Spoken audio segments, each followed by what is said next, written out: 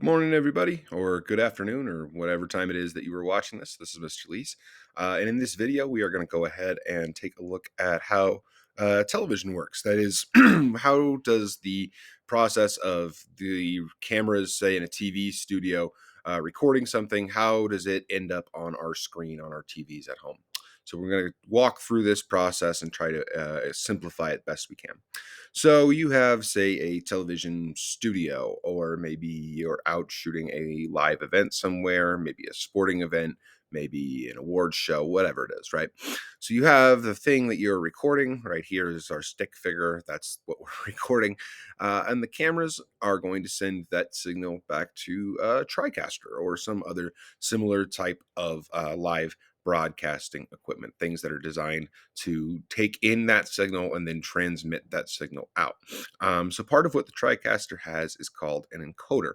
What the encoder does is it creates a code that can be distributed to other places, that is cable networks, and then eventually your house. So the way that works is the TriCaster codes it, and traditionally, in the past, the way it worked is it was sent out via radio waves to TV towers. If you've ever seen one of these big red and white towers, they are traditionally in places that are pretty high elevation, because you want places that can cast a big signal. And, well, putting them at the top of, say, mountains or tall buildings or things like that allows the signal to carry as far as possible.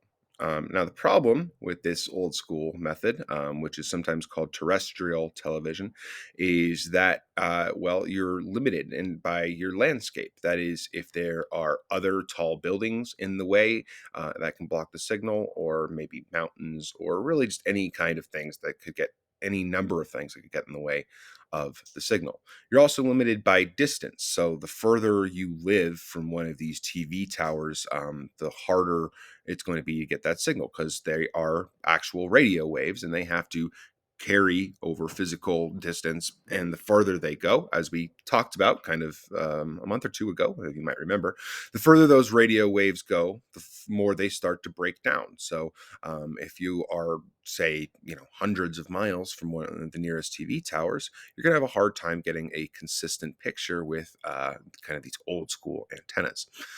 So, in order to counteract that, in the 40s and 50s, people started using cables that were originally connected to these TV towers and then ran the cables directly to their house.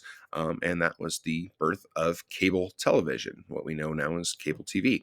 And that process, kind instead of using just the radio waves, it also uses the hard wires of, they're called coaxial cables. And a lot of modern houses now are born with these connections already in the walls. Chances are the house or the apartment that you live in has these connections in different rooms throughout the house, because, cable TV has become kind of a standard of living in, at least in the United States these days. Another way that this has can be distributed is through satellites. So satellite television literally uses satellites up in space, and then a combination of those satellites, radio waves, and some cables as well to create that picture. Now, another point that's worth pointing out here, the TV tower has been replaced mostly by digital online, that is TV broadcasting. Like most things, we figured out that instead of having to have physical, actual things creating the signal, or carrying the signal, we can use a digital cloud, online storage, and we can do things that way, which allows us now. So the TriCaster, instead of sending our signal to a TV tower, it sends it online. It sends it digitally, and then we can share that link. Either if we're a TV company, we can share, or a TV station, we can share it with subscribers through cable boxes and satellite antennas, or for our purposes or online purposes, which we're going to talk about in our next class, we can use those to broadcast over the internet, YouTube, Twitch, other websites that support live streaming and things of that nature. And that will just about do it for this video. So again, to recap real quickly, the cameras take our recording, they send that signal to TriCaster. TriCaster encodes it and sends it out, in the past to TV towers, but now it sends it online to cloud storage. Then from there, cable providers and other TV, well, cable providers basically take that signal and distribute it to your house via either a cable box, something like this, satellite television, something like that, or maybe you have an old school setup that uses this terrestrial television.